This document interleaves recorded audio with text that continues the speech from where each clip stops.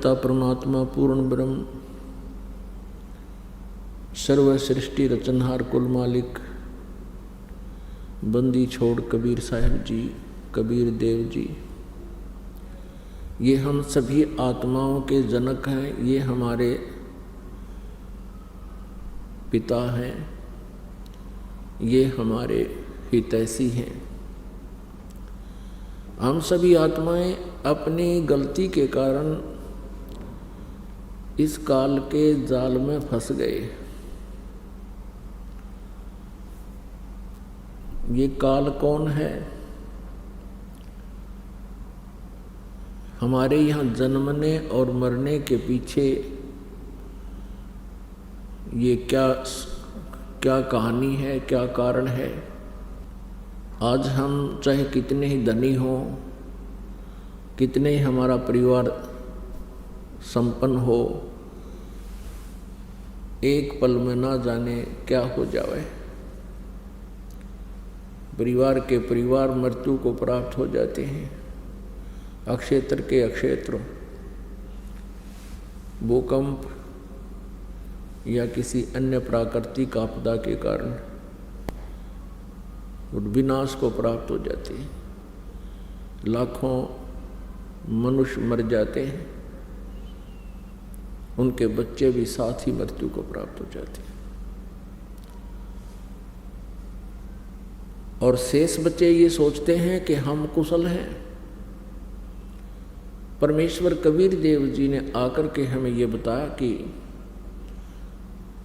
जिनको काल ने ग्रास कर लिया, जिनको उन आपदाओं ने नष्ट कर दिया, वो भी कुछ क्षण पहले अपने आप को कुशल समझ रहे थे। उनकी ना जाने कितनी आशाएं थी, उतनी ही आशाएं थी जितनी शेष बचे हुओं की हैं। वो स्वयं ही ना रहे, आशाएं तो कहाँ से होनी थी, कहाँ से रहनी थी। पुण्यात्माओं परमात्मा ने आके, कबीर परमेश्वर जी ने आके इस काल के षड्यंत्र का बांडा फोड़ किया है कि तुम अपनी गलती के कारण आप जी यहाँ आ गए और अब ये तुम्हें रास्ता नहीं दे रहा। इसके कारण इसका स्वार्थ है कि इस काल को जो 21 ब्रह्मांड का स्वामी है, इसको ब्रह्म भी कहते हैं। वेदों में इसे ब्रह्म कहा है, जिसका ओम नाम, ओम मंत्र है जाप करने का। ये 21 ब्रह्मांड का स्वामी है, प्रभु है, मालिक है। इसको ब्रह्म कहते हैं, इसको काल भी कहते हैं। ये स्वयं भी श्रीमद् भगवत गीता अध्याय नंबर 11 के श्लोक नंबर 32 में कहता है कि अर्जुन, मैं बढ़ा हुआ काल हूँ और अब इन सभी लोगों को नाश करने के लिए प्रवृत्त हुआ हूँ। श्रीमद् भगवत गीता अध्याय नंबर 11 के श्लोक 21 में अर्जुन देख रहा है कि हे प्रभु, आप तो इन ऋषियों को भी खा रहे हो। आपके सामने ये सिद्धों के समुदाय देवताओं के पूरे ग्रुप आपके सामने करबद्ध खड़े हैं और मंगल कामना कर रहे हैं, वेदों के स्तोत्रों से आपकी स्तुति कर रहे हैं और आपसे भीख मांग रहे हैं अपने जीवन की, अर्थात मंगल कामना कर रहे हैं। आप उनको भी खा रहे हो। तब 11वें अध्याय के 32वें श्लोक में ये काल कहता है, जो श्री ब्रह्मा, श्री विष्णु, श्री शिव जी के पिताजी हैं, ये काल कहता है कि मैं काल हूँ अर्जुन, मैं काल हूँ और इन सभी लोगों को, इन सभी सेनाओं को इनका नाश करने के लिए अब मैं प्रवृत्त हुआ हूँ।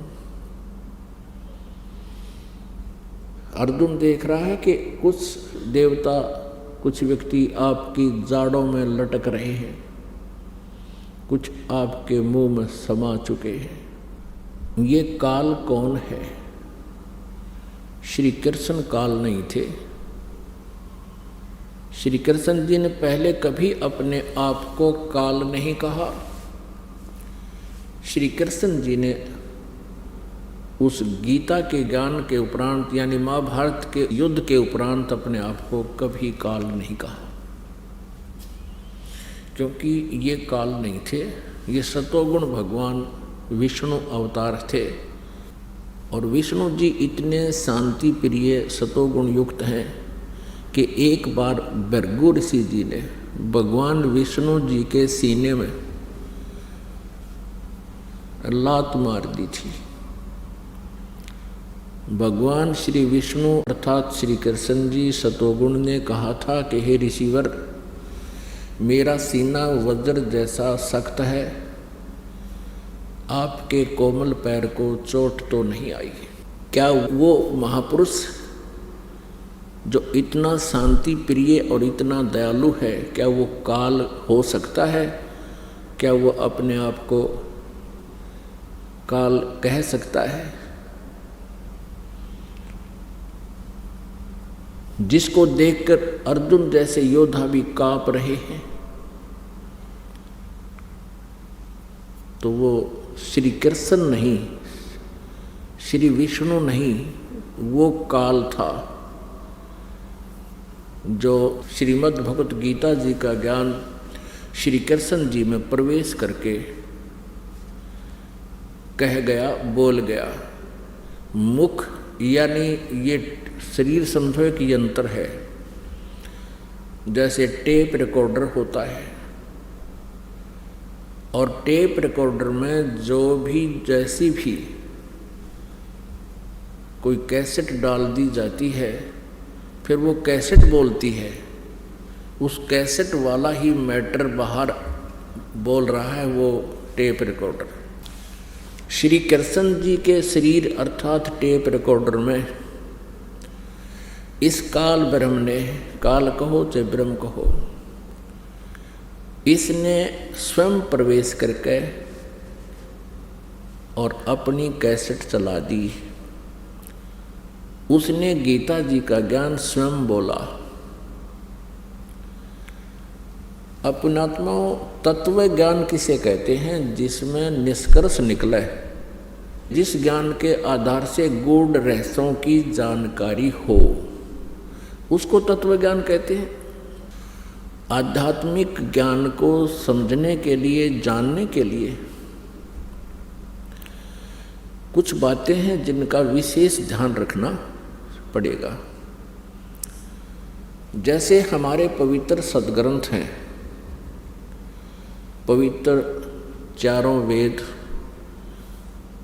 ऋग्वेद, यजुर्वेद, सामवेद और अथर्ववेद, और पांचवा वेद है सूक्ष्म वेद, जिसको गीता जी अध्याय नंबर 4 के श्लोक नंबर 32 में सच्चिदानंद घन ब्रह्म की वाणी कहा है, ब्रह्मणे मुखे कहा है। ब्रह्मणे मुखे माने सच्चिदानंद घन ब्रह्म के मुख से उत्तरित वाणी में, अर्थात उस सूक्ष्म वेद में कबीर वाणी में विस्तार से सब अनुष्ठान यज्ञों की जानकारी विस्तार से दी गई है। और वो तत्व ज्ञान है, उस ज्ञान को चौथे अध्याय के गीता जी के 34वें श्लोक में कहा है कि उस तत्व ज्ञान को जो सच्चिदानंद घन ब्रह्म की वाणी में विस्तार से कहा गया है, कबीर वाणी में, सूक्ष्म वेद में, उसको तत्वदर्शी संतों के पास जाकर समझ।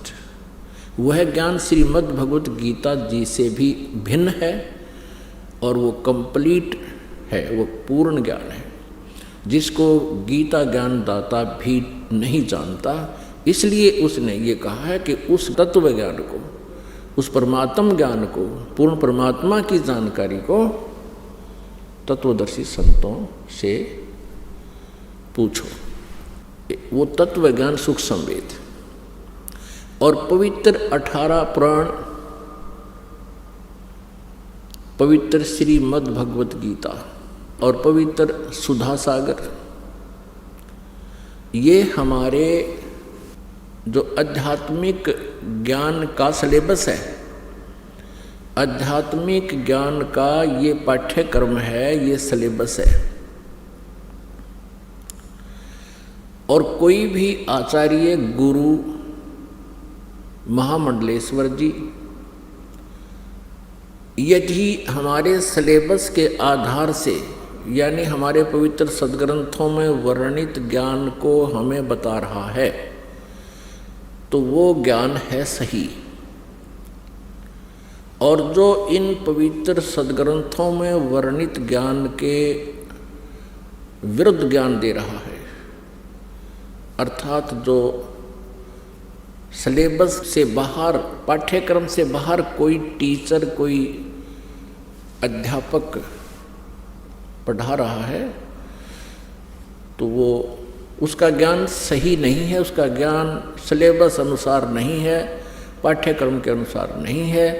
तो ऐसे ही जो आध्यात्मिक टीचर हैं, आध्यात्मिक गुरु हैं, आचार्य हैं, यदि वो हमारे सद्ग्रंथों में वर्णित उल्लेख के आधार से वो अपना ज्ञान सुना रहे हैं, जनता को प्रवचन कर रहे हैं, तो वो ज्ञान सही है, वो अध्यापक सही है। वो क्योंकि ये जो आध्यात्मिक गुरु हैं ये भी टीचर होते हैं, ये आध्यात्मिक टीचर हैं।